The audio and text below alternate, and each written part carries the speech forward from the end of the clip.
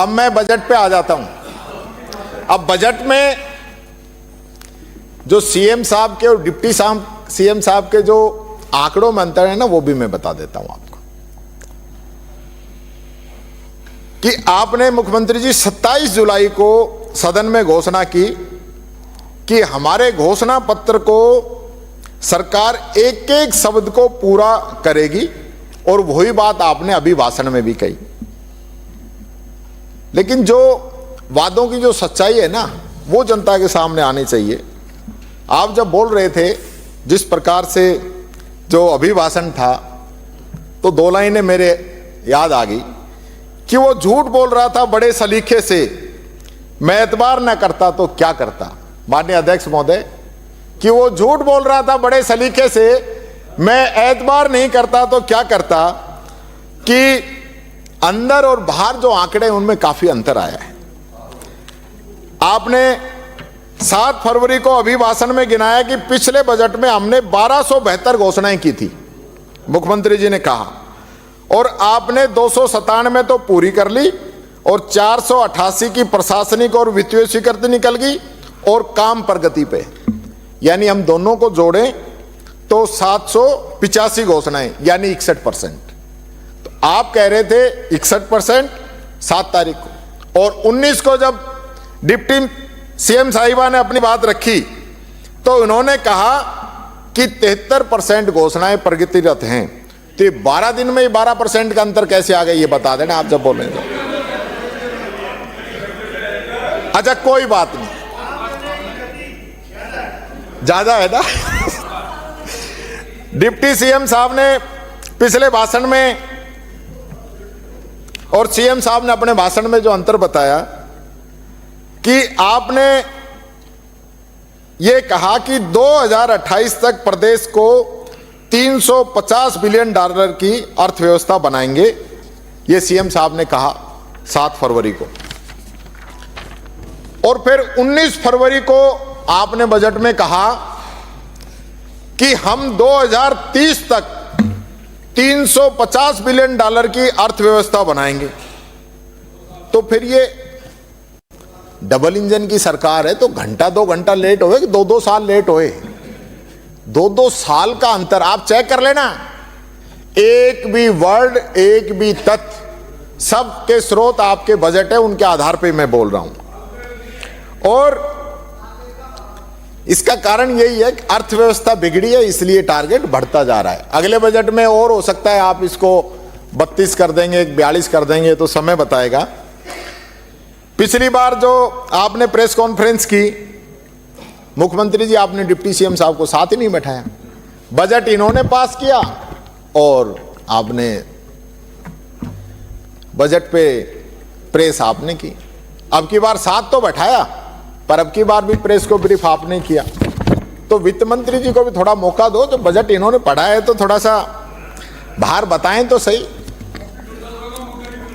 अब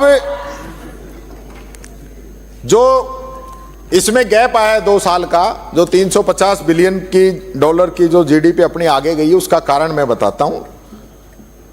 क्योंकि आपने पिछले बजट में वादा किया था कि प्रदेश की जीडीपी 2025 तक 17,81,000 करोड़ हो जाएगी, परंतु अब आप बता रहे हो कि स्टेट जीडीपी 17,04,000 करोड़ तक ही पहुंचेगी, यानी 77,000 करोड़ रुपए आप अपने लक्ष्य से कम रहे।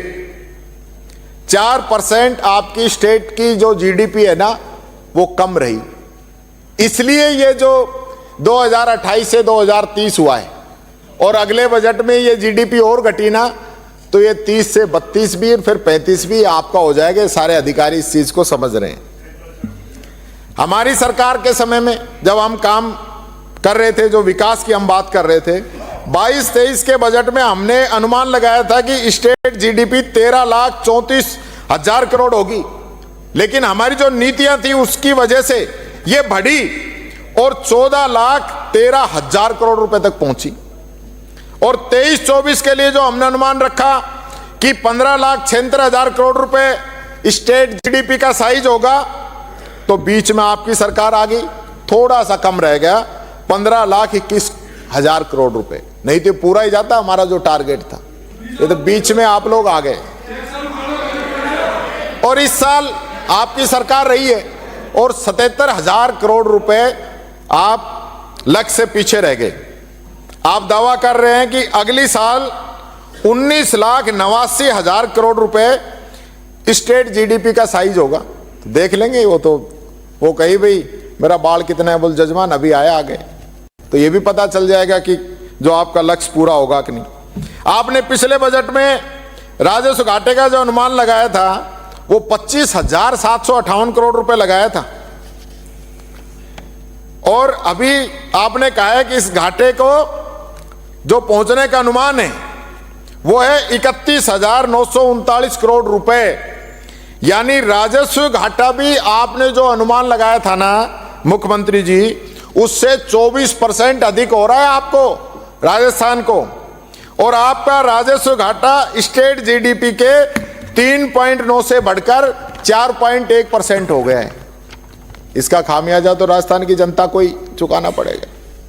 इसी प्रकार से राजकोषीय घाटा लगातार बढ़ता जा रहा है, जो अब की बार 70,000 करोड़ रुपए हो गया है, और आपने इस बजट में इसको बढ़ा के 84,643 करोड़ रुपए अंदाजा इसका बताया है।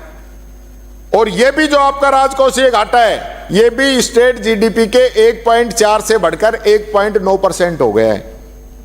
अब आय व्यय की बात करते हैं।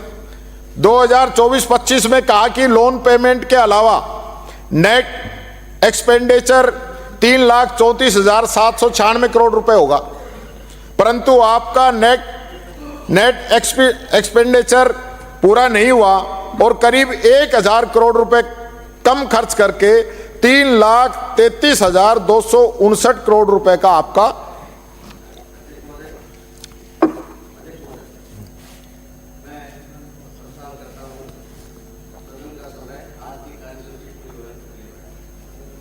सदन का समय कार्यसूची पूरी होने तक बढ़ाया जाता है।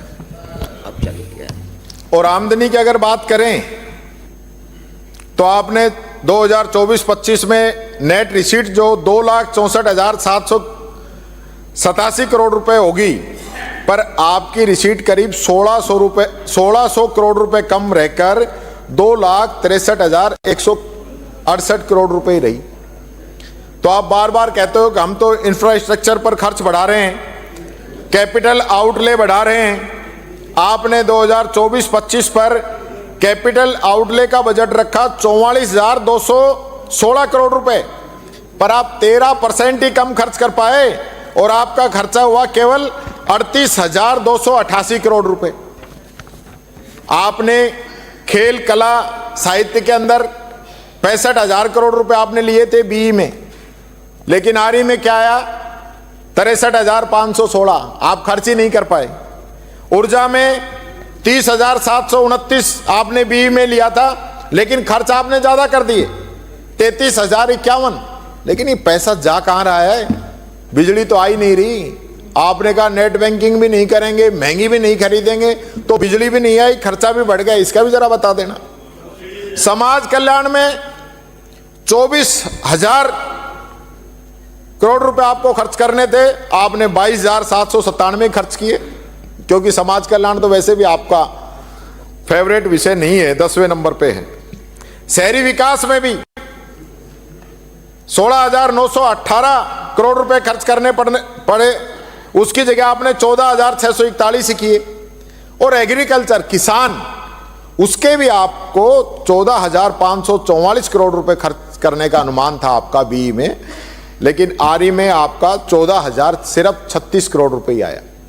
यानी कि शिक्षा, समाज कल्याण, अर्बन डेवलपमेंट, एग्रीकल्चर, इन सब के अंदर जो बजट में प्रावधान था उससे कम आप लोगों ने खर्च किया।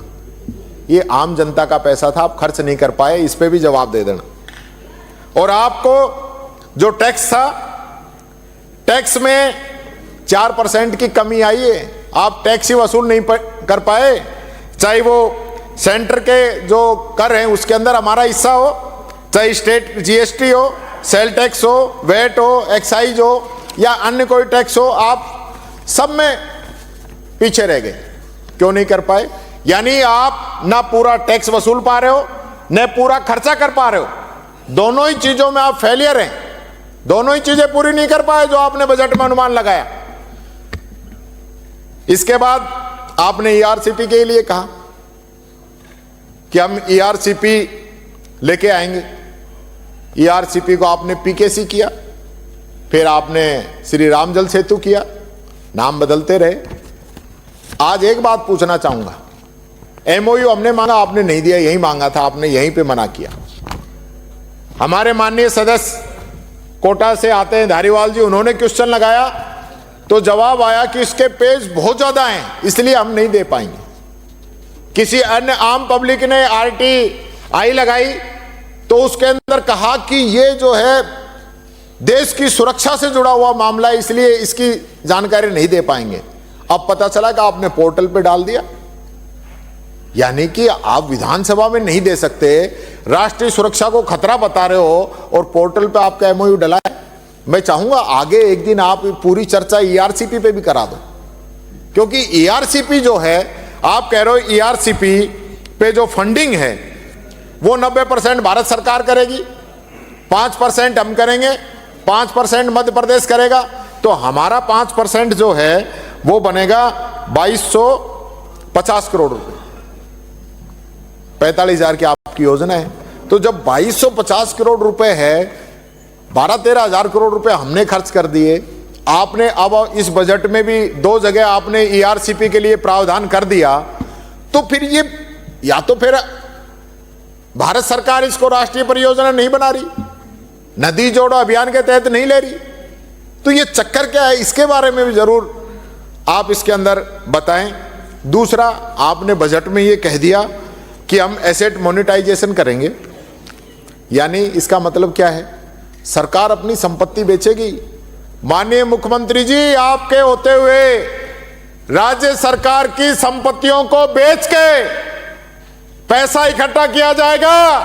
यह हालत हो गई आपकी वित्तीय व्यवस्थाओं की, यह स्थिति होगी, आप खुद कह रहे हैं। और फिर गरीबों के लिए आप बहुत बात करते हैं। आपने घोषणा पत्र में कहा कि हम 1500 रुपए पेंशन देंगे। हमने राजस्थान के अंदर मिनिमम इनकम गारंटी एक्ट बनाया कि पेंशन हर महीने, हर साल